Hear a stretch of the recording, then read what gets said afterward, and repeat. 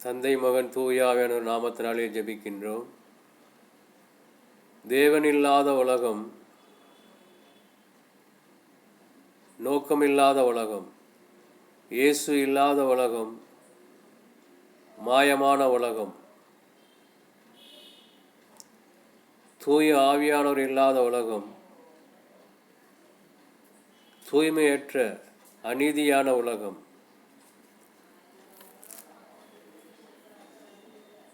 உணர்வில்லாத சரீரம் பிணத்தை போன்றது, அறிவில்லாத ஆன்மா நரகத்தை போன்றது.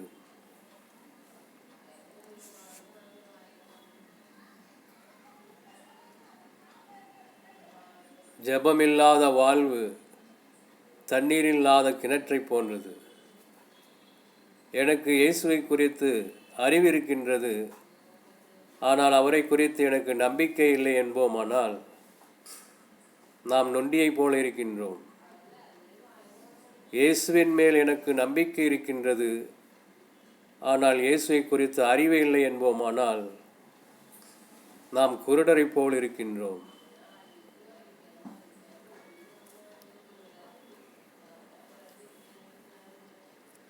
இயேசு கிறிஸ்துவை சிலுவையில் அறையப்பட்ட அவரே என்று வேறொன்றையும் அறியாதிருக்க எனக்குள்ளும் உங்களுக்குள்ளும் தீர்மானிக்கின்றேன். நமது நோக்கம் வெற்றி பெறுவதல்ல, மாறாக வெற்றி பெறும் வரை முன்னேறி செல்வதாக இருக்க வேண்டும். இயேசு யார்? பாகம் 22.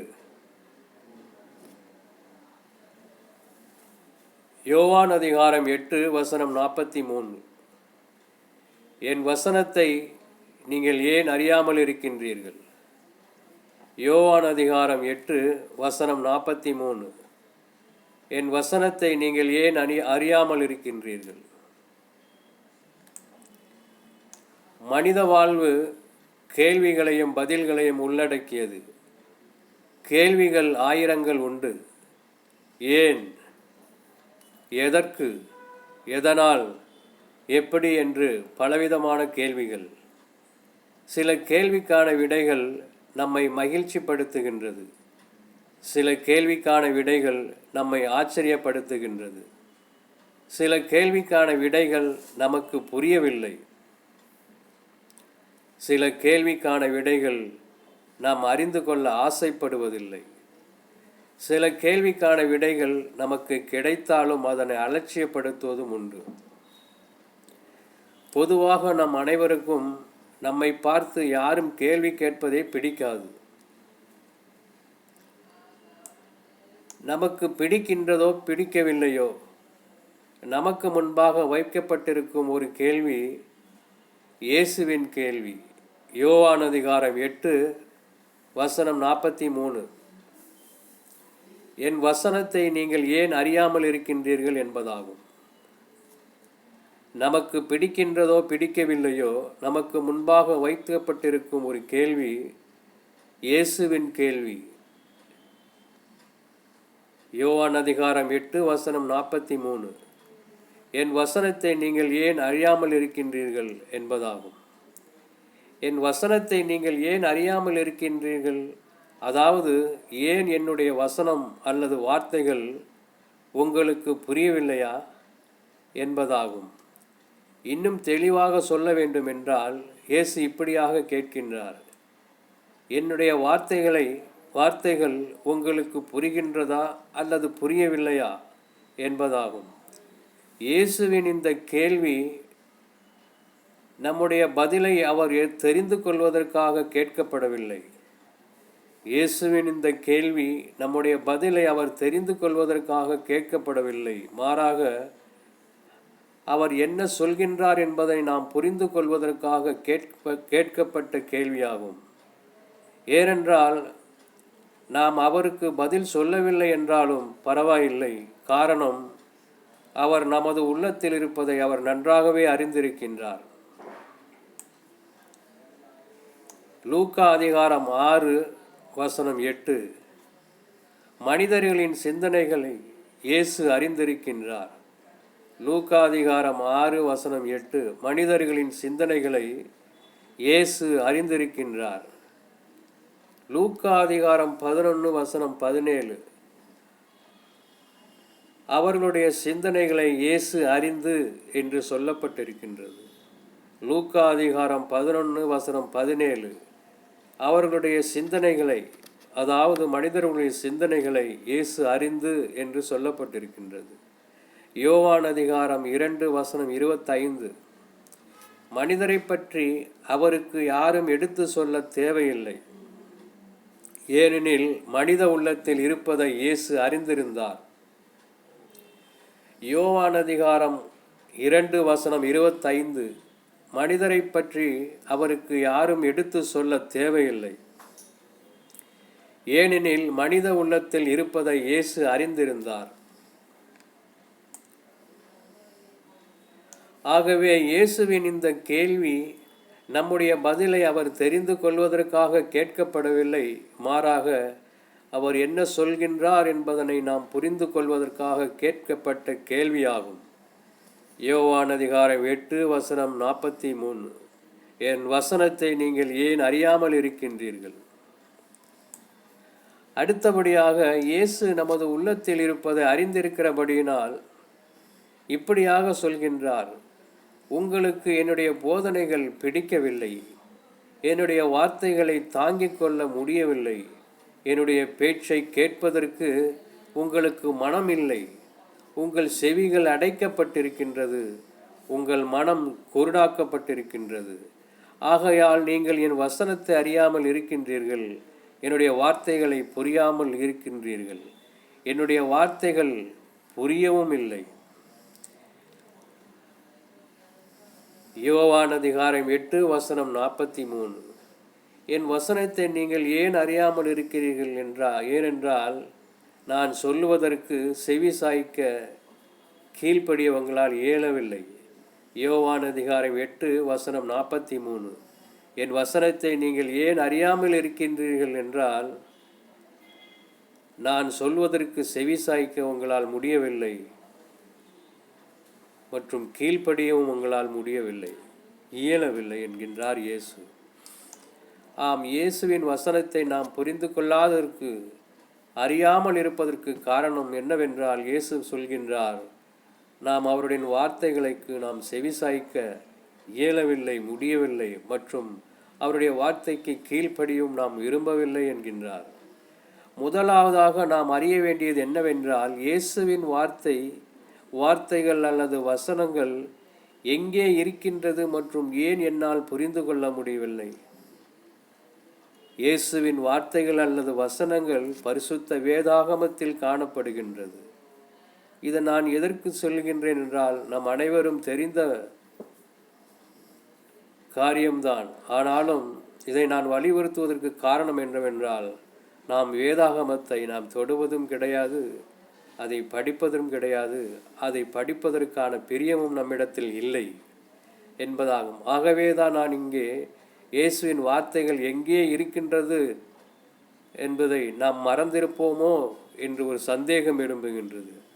ஆகவே தான் நான் இங்கே குறிப்பிட்டிருக்கின்றேன், இயேசுவின் வார்த்தைகள், அவருடைய வசனங்கள் பரிசுத்த வேதாகமத்தில் காணப்படுகின்றது. இந்த வார்த்தைகளை தான் நம்மால் புரிந்து கொள்ள முடியவில்லை என்று இயேசு சொல்கின்றார். முதலாவதாக அவருடைய வார்த்தைகளை நாம் எடுத்து வேதத்தில் படிப்போம். முதல் காரியமாக தேவனுடைய வேத வசனங்களை நாம் தினந்தோறும் வாசித்து பழகிக்கொள்வோம், அவரோடு இணைந்து கொள்வோம். ஏன் என்னால் புரிந்து கொள்ள முடியவில்லை, ஏற்றுக்கொள்ள முடியவில்லை? காரணம், பரிசுத்த வேதாகமத்தை குறித்து அநேக விமர்சனங்களும் உண்டு. ஏன் என்னால் இயேசு கிறிஸ்துவின் வார்த்தைகளை ஏற்றுக்கொள்ள முடியவில்லை, புரிந்து கொள்ள முடியவில்லை, கீழ்ப்படிய முடியவில்லை? காரணம், பரிசுத்த வேதாகமத்தை குறித்து அநேக விமர்சனங்கள் உண்டு. என்ன விமர்சனங்கள்? சிலவற்றை குறிப்பிடுகின்றேன், கவனியுங்கள். அநேக உண்டு, ஆனால் அதில் சிலவற்றை நான் குறிப்பிடுகின்றேன், கவனியுங்கள். வேதாகமம் கிறிஸ்தவர்களுக்காக கொடுக்கப்பட்ட வேதம் என்று சொல்கின்றனர் சிலர். ஆகவே வேதாகமத்தை யாரும் தொடுவது கிடையாது. வேதாகமம் கிறிஸ்தவர்களுக்காக கொடுக்கப்பட்ட வேதம் என்று சொல்லுகின்றனர் சிலர். அடுத்ததாக இப்படியாக விமர்சனங்கள். வேதாகமம் முழுமையான இறைவனுடைய வார்த்தைகள் அல்ல என்று சொல்கின்றனர் சிலர். அடுத்தபடியாக வேதாகமம் மனிதர்களால் எழுதப்பட்டது என்று சொல்கின்றனர் சிலர். வேதாகமத்தில் அநேக குறைகள் இருக்கின்றது என்று சொல்கின்றனர் சிலர். வேதாகமத்தில் அநேக திருத்தங்கள் இருக்கின்றது என்று சொல்கின்றனர் சிலர். வேதாகமத்தை படித்தால் பைத்தியம் பிடித்துவிடும் என்று சொல்கின்றனர் சிலர். வேதாகமத்தில் முழுமையான மீட்பின் திட்டம் இல்லை என்று சொல்லுகின்றனர் சிலர். ஆம், அநேக விமர்சனங்கள். அதில் சிலவற்றை நான் உங்களுக்கு மத்தியிலே குறிப்பிட்டிருக்கின்றேன். வேதாகமம் கிறிஸ்துவர்களுக்கானது. வேதாகமம் முழுமையான இறைவனுடைய வார்த்தை அல்ல. வேதாகமம் மனிதர்களால் எழுதப்பட்டது. வேதாகமம் அநேக குறைகள் இருக்கின்றது. வேதாகமத்தில் அநேக திருத்தங்கள் இருக்கின்றது. வேதாகமத்தை படித்தால் பைத்தியம் பிடித்துவிடும் என்று கிறிஸ்தவர்களே சொல்வதுண்டு. வேதாகமத்தில் முழுமையான மீட்பு திட்டம் இல்லை என்று கிறிஸ்தவர்களே உறுதிப்படுத்துகின்றனர். ஆம், அநேக விமர்சனங்கள். ஆகவே இயேசுவின் வார்த்தைகள் அவர்களுக்கு புரியவில்லை. காரணம், அவர்களால் தாங்கிக் கொள்ளவும் முடியவில்லை, அதை ஏற்றுக்கொள்ளவும் முடியவில்லை.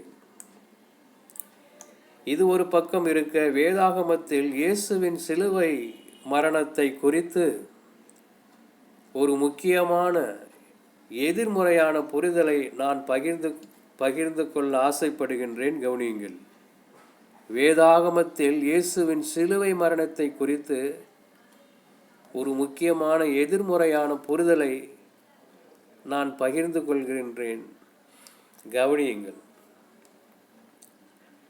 இயேசுவின் சிலுவை மரணம் பொய்யானது என்கின்றனர் சிலர். இயேசுவின் சிலுவை பொய்யானது சிலுவை மரணம் பொய்யானது என்கின்றனர் சிலர். இயேசுவின் சிலுவை மரணம் அவமானது என்று சொல்கின்றனர். இயேசுவின் சிலுவை மரணம் அவமானம் என்று சொல்கின்றனர் சிலர். இயேசுவின் சிலுவை மரணம் பைத்தியக்காரத்தனம் என்று சொல்கின்றனர் சிலர். இயேசுவின் சிலுவை மரணம் பைத்தியக்காரத்தனம் என்கின்றனர் சிலர். இயேசுவின் சிலுவை மரணம் தண்டனை கூறியது என்கின்றனர் சிலர். இயேசுவின் சிலுவை மரணம் இயேசுவுக்கு கிடைத்த தண்டனை என்கின்றனர் சிலர். இயேசுவின் சிலுவையில் மரிக்கவில்லை என்கின்றனர் சிலர். இயேசு சிலுவையில் மரிக்கவில்லை என்கின்றனர் சிலர். அடுத்தபடியாக, இயேசுவின் சிலுவை மரணம் முழுமையாக நம்முடைய பாவங்களை மன்னிக்க இயலாது என்கின்றனர் சிலர். இயேசுவின் சிலுவை மரணம் முழுமையாக நம்முடைய பாவங்களை மன்னிக்க இயலாது என்கின்றனர் சிலர். அடுத்தபடியாக, இயேசுவின் சிலுவை மரணத்தால் நம்முடைய பாவங்கள் மன்னிக்கப்பட்டாலும் நாம் பாவியாகவே இருக்கின்றோம் என்று சொல்கின்ற அநேக கிறிஸ்தவர்கள். இயேசுவின் சிலுவை மரணத்தால் நம்முடைய பாவங்கள் மன்னிக்கப்பட்டது என்று சொன்னாலும் நாம் பாவியாகவே இருக்கின்றோம், நான் பாவியாகவே மரிக்கப் போகின்றோம் என்று சொல்கின்ற அநேக கிறிஸ்தவர்கள்.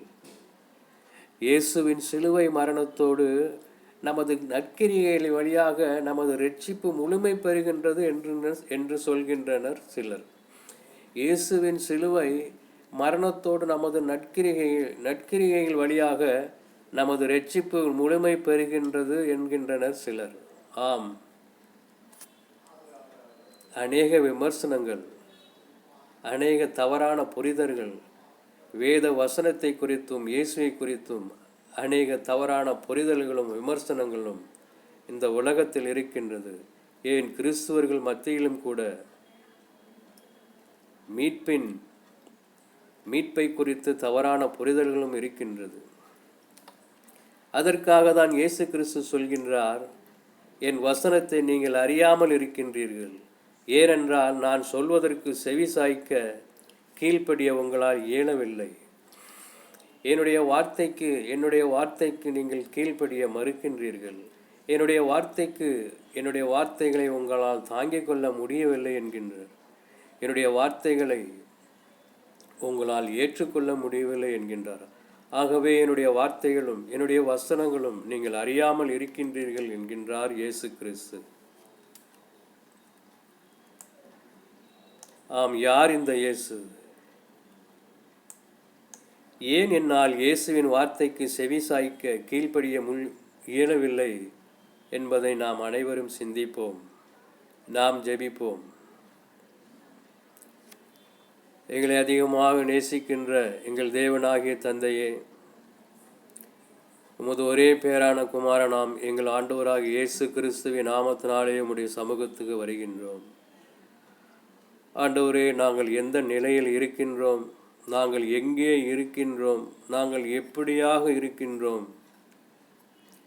அன்று ஆதாமை பார்த்து நீர் கேட்ட கேள்வி, ஆதாமே நீ எங்கே இருக்கின்றாய் என்ற வார்த்தையின் கேட்டீரே, அதுபோல ஆண்டவரே நாங்கள் எங்கே இருக்கின்றோம் என்று நீர் இன்று எங்கள் மத்தியிலே கேட்கின்றீர். ஆண்டவரே, உம்முடைய வார்த்தைகளையும் எங்களுக்கு புரியவில்லை, உம்முடைய வார்த்தைகளையும் எங்களால் புரிந்து கொள்ள முடியவும் இல்லை. ஆண்டவரே, நாங்கள் எங்கே இருக்கின்றோம்? கேட்டுக்கொண்டிருக்கிற அனைவரும் நாங்கள் எங்கே இருக்கின்றோம் என்று நாங்கள் உணர முடியவில்லை.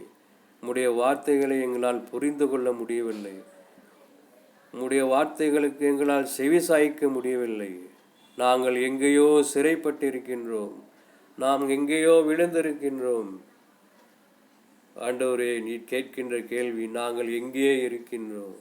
ஆண்டவரே, நாங்கள் எங்கே இருக்கின்றோம் என்று நீர் எங்களை பார்த்து நீர் கேட்கின்ற கேள்வி எங்கள் இல்லத்திலே ஆண்டவரே உணர்வுள்ளதாக மாற்றற்றும். உம்முடைய சத்தத்தை கேட்க, உம்முடைய வார்த்தைகளை நாங்கள் புரிந்து கொள்ள ஆவியானவர் தாமே எங்களை உயிர்ப்பிக்கும்படியாக, கேட்டுக்கொண்டிருக்கிற அனைவரையும் உயிர்ப்பிக்கும்படியாக, எங்கள் ஒவ்வொருவரையும் தனிப்பட்ட விதத்திலே நீர் உயிர்ப்பிக்கும்படியாக எங்களுக்கு உதவி செய்வீராக. ஆதாமை தேடி வந்தது போல எங்கள் தனிப்பட்ட ஒவ்வொருவரையும், இன்று கேட்டுக்கொண்டிருக்கிற எங்கள் தனிப்பட்ட ஒவ்வொருவரையும் நீர் தேடி வருவீராக. எங்கே இருக்கின்றாய், நாங்கள் எங்கே இருக்கின்றோம் என்று நீர் கேட்கின்ற கேள்வி எங்கள் காதுகள் இருதயத்தில் கேட்கப்படட்டும். ஆவியானவர் உதவி செய்வீராக. அதை தடை செய்கிற எல்லா பொல்லாங்கருடைய கைகளிலிருந்து எங்களை விடுதலாக்கி அவருடைய கண்கள் பார்வையிலிருந்து எங்களை விடுவித்தருளும். உமது அன்பினால் எங்களை மூடுவீராக, உம்முடைய இரக்கத்தினால் எங்களை மூடுவீராக, உம்முடைய கிருபையினால் எங்களை தாங்குவீராக. உணர்வுள்ள இருதயத்தை தருவீராக. ஆன்மா, அறிவில்லாத ஆன்மா நரகத்தை போன்றது, உணர்வில்லாத சரீரம் மரண பிணத்தை போன்றது. ஆண்டவரே, நீரில்லாத உலகம் மாயமான உலகம். தொடர்ந்து நீர் எங்கள் மத்தியிலே பேசுவீராக. காணாமல் போயிருக்கிற எங்கள் ஒவ்வொருவரையும் நீர் இழுத்துக்கொள்வீராக, நீர் தேடி வருவீராக, எங்களிடத்தில் பேசுவீராக. ஆதாமே நீ எங்கே இருக்கின்றாய்? ஆண்டவரே, நீர் கேட்கின்ற கேள்வி எங்கள் இருதயத்தை தொடட்டும். உம்முடைய நாமம் மட்டுமே மகிமை அடைவதாக. எங்கள் ஆண்டவராகிய இயேசு கிறிஸ்துவின் நாமத்தினாலே ஜெபிக்கின்றோம். ஆமேன்.